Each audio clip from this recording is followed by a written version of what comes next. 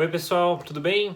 A edição desse ano do Oscar acontece no dia 25 de abril, mais conhecido como Próximo Domingo. Pensando nisso, a gente preparou uma lista com algumas categorias curiosas que já apareceram nesses mais de 90 anos de história do prêmio. Segura aí que eu já te conto.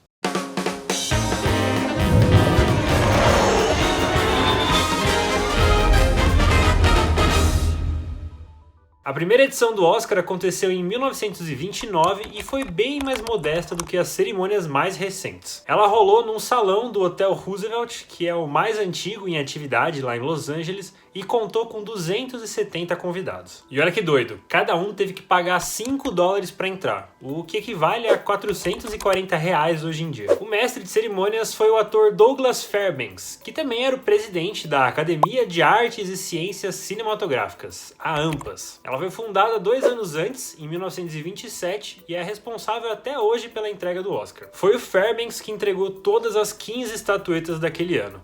E se você é daqueles que reclama que o Oscar é muito longo ou que termina muito tarde da noite, vai adorar saber que em 1929 a cerimônia de entrega durou 15 minutos. Essa rapidez toda foi porque todos os vencedores já tinham sido anunciados 3 meses antes. Claro que a cerimônia não durou só isso, mas é que as pessoas passaram muito mais tempo comendo e dançando do que entregando estatuetas. No fim das contas, o primeiro Oscar estava mais por um jantar de gala corporativo do que por uma celebração milionária com performances, celebridades e tapete vermelho. Tanto que no dia seguinte, o jornal The New York Times deu uma notinha de só 2 parágrafos sobre o evento. As categorias daquela primeira edição do Oscar eram bem diferentes das de hoje. Tinha, por exemplo, 2 prêmios para melhor diretor. Um para filmes de comédia e outro para filmes de drama. Uma das categorias mais curiosas daquele ano foi a de melhor entretitulagem. Ela nada mais era do que um prêmio para os melhores diálogos e textos que apareciam entre as cenas dos filmes mudos.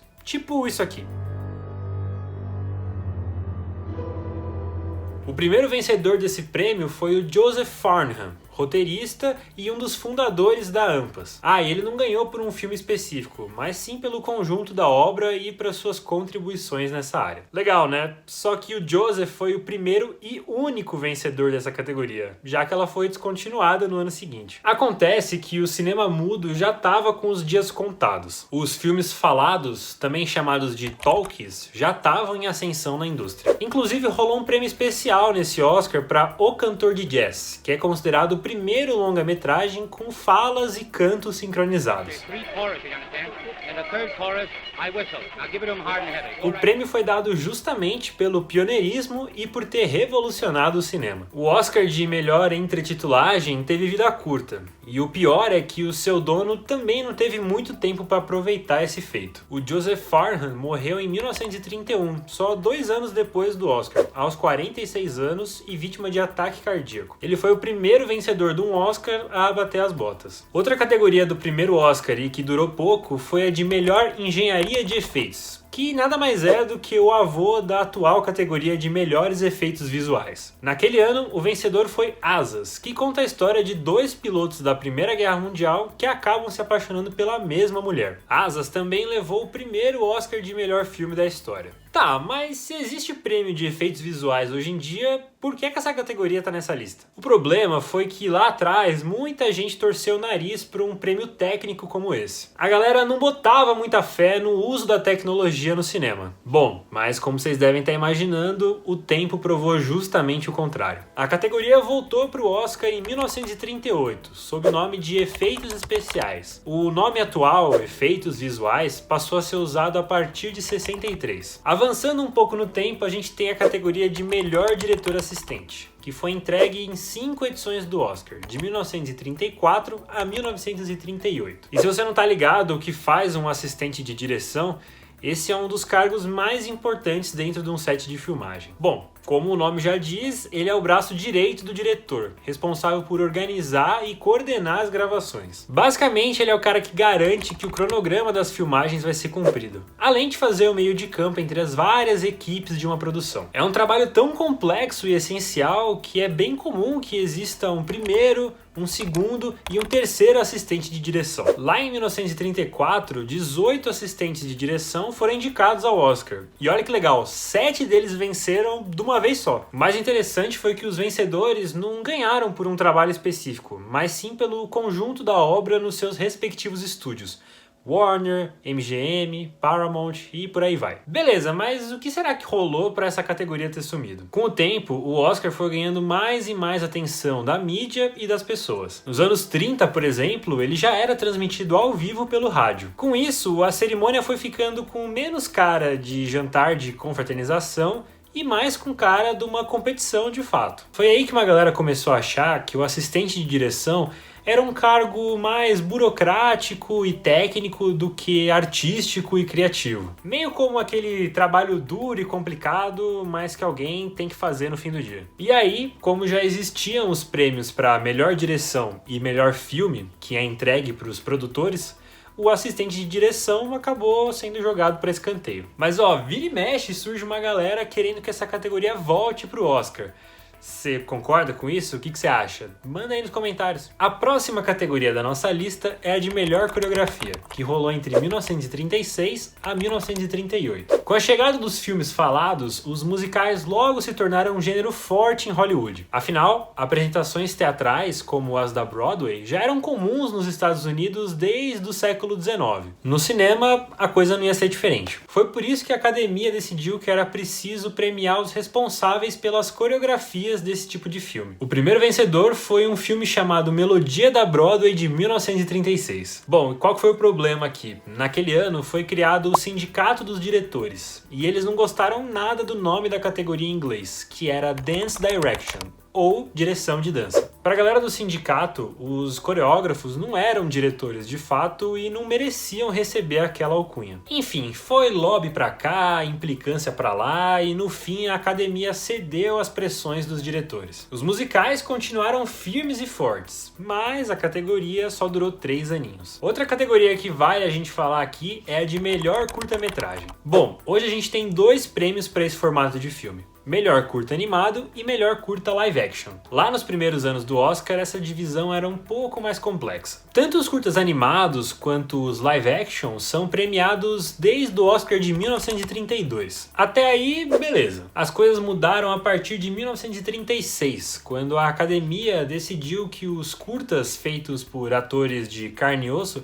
fossem divididos de acordo com a sua duração. Isso nada mais era do que um retrato da tecnologia da época. Surgiram então 2 prêmios, melhor curta-metragem de 1 rolo e melhor curta-metragem de 2 rolos. Se você não sacou ainda, tem a ver com os rolos de filme que eram usados nas gravações. Em 1 rolo, o limite era 10 minutos. Em 2 rolos, 20 minutos. Essa divisão durou até 1956, quando as regras mudaram. Hoje, o limite para um curta-metragem concorrer ao Oscar é de 40 minutos. E essas mudanças não aconteciam só nas categorias principais, não. O Oscar sempre entregou prêmios honorários para quem contribuiu pra caramba com a sétima arte, na frente ou atrás das câmeras. Esses prêmios especiais são legais não só pelo reconhecimento, mas também para consertar certas injustiças. Se o Alfred Hitchcock não tivesse ganhado um desses em 1968, por exemplo, ele ia morrer sem ter nenhum Oscar. E olha que a gente tá falando do diretor de Psicose, Janela Indiscreta e outros clássicos do cinema. Foi pensando nisso que a academia resolveu criar em 1935 o Oscar Juvenil,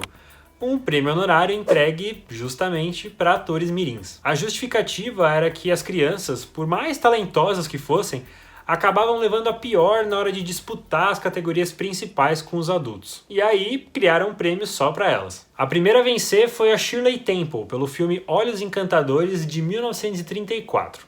E detalhe, ela só tinha 6 anos de idade. Pois é. No total, 12 crianças foram premiadas até 1961, quando a categoria foi descontinuada. Entre os vencedores, a gente tem a Judy Garland, a Dorothy do Mágico de Oz. What would you do with a brain if you had one? Depois que o Oscar Juvenil acabou, atores e atrizes mirins continuaram a disputar nas categorias principais, mas só tiveram 3 vitórias, todas na categoria de melhor atriz coadjuvante. Patty Duke, com 16 anos, a Tatum O'Neal, com 10, e a Anna Paquin, com 11. Mas se você acha que as mudanças nas categorias do Oscar só rolaram lá atrás, é melhor dar uma olhada na lista dos indicados dos últimos anos. Se você prestar atenção, vai notar que tem 23 categorias em 2021, uma menos do que em 2020. Pode pausar aí, eu espero você checar. Pois é, as categorias de edição de som e mixagem de som se juntaram numa só, melhor som. Bom, de uma forma resumida, a edição de som é responsável desde a captação do áudio lá no set de filmagem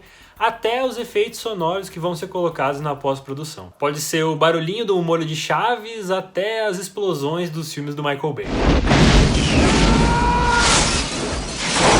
Já a mixagem vai pegar todo esse trabalho e equilibrar os sons numa determinada cena. É ali que os mixadores vão decidir se eles vão priorizar o diálogo, os efeitos, os sons ambientes e por aí vai. E eles têm que combinar isso tudo também com as músicas do filme e com a trilha sonora feita pelo compositor. Se você quiser saber mais sobre isso, a gente fez um texto lá na Super só sobre as duas categorias. Eu vou deixar um link aí na descrição. Essa decisão de juntar as duas categorias já vem sendo discutida há pelo menos umas 2 décadas. Acontece que com o passar do tempo e o avanço das tecnologias, a diferença do trabalho de um editor para um mixador de som foi ficando cada vez menor. Até porque todo esse trabalho é feito por uma única equipe dentro da produção. Se você olhar as listas dos indicados dos últimos anos nessas duas categorias, vai perceber que tem vários filmes que foram indicados para ambos os prêmios. Segundo o jornal Los Angeles Times, os profissionais de som apoiam essa mudança. Afinal, é um jeito de reconhecer o trabalho de equipe como um todo e também de facilitar o entendimento do público que assiste ao Oscar. Vamos combinar, você sempre ficou com uma pulguinha atrás da orelha na hora que essas duas categorias eram anunciadas. Bom, se os próprios profissionais apoiam essa mudança,